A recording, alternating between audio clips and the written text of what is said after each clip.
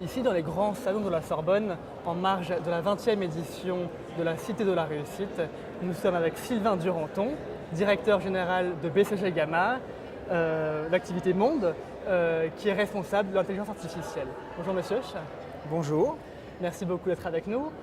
Pour résumer en quelques mots votre débat sur l'intelligence artificielle, le progrès technologique, big data, libération ou aliénation, est-ce que vous considérez que toutes ces choses ont un potentiel libérateur ou aliénateur? Alors moi, je suis résolument dans le camp des optimistes. Je pense qu'il y a un très fort potentiel de libération.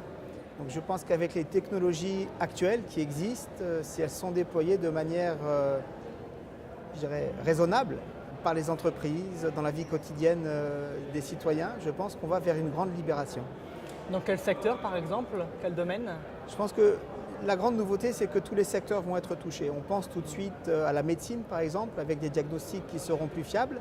Je pense que dans le monde industriel, une partie des tâches très répétitives qui sont encore exécutées par des opérateurs humains pourront être prises en charge par des machines ou certaines tâches pénibles, sans dire que les machines remplaceront les êtres humains, mais plutôt seront là pour les aider.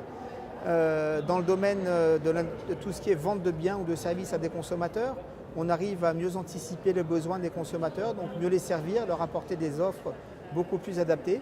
Et puis dans le domaine des États aussi, c'est-à-dire que les États lancent certains programmes, comment utiliser le blockchain pour être en mesure de faire des identifications qui fonctionnent mieux.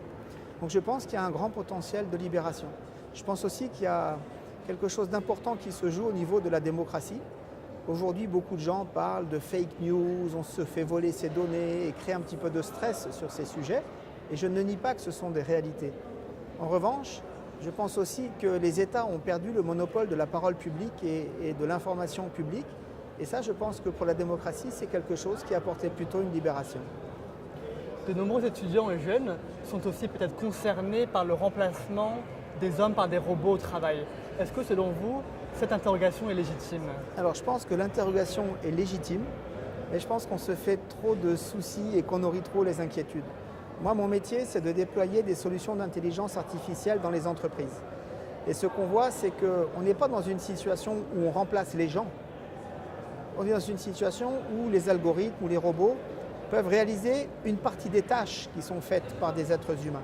Et moi, je vois un monde, pas un monde de robots, mais un monde de droïdes, donc des aides qui viennent faire que, comme Luke Skywalker dans son vaisseau spatial est capable de mieux piloter, on aura une aide qui est un droïde. Alors ce n'est pas de la science-fiction, il y a beaucoup d'outils d'aide à la décision qui existent déjà dans les entreprises et qui permettent aux gens de se concentrer sur les décisions difficiles à prendre, sur lesquelles les machines ne peuvent pas les aider.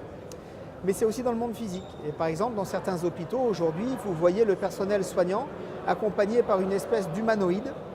Et cet humanoïde va soulever les patients pendant que l'aide-soignante va refaire le lit, prodiguer un certain nombre de soins, installer la personne, aider à installer la personne sur une chaise pour la sortir de son lit. C'est des tâches qui sont difficiles, qui sont pénibles. Et aujourd'hui, pour moi, c'est vraiment ça l'esprit du futur de ces technologies. On ne remplace pas l'aide-soignante par un robot, c'est infaisable. En revanche, on construit des robots qui vont faire qu'elle fera mieux son métier et elle sera débarrassée de certaines tâches pénibles. Merci beaucoup, monsieur.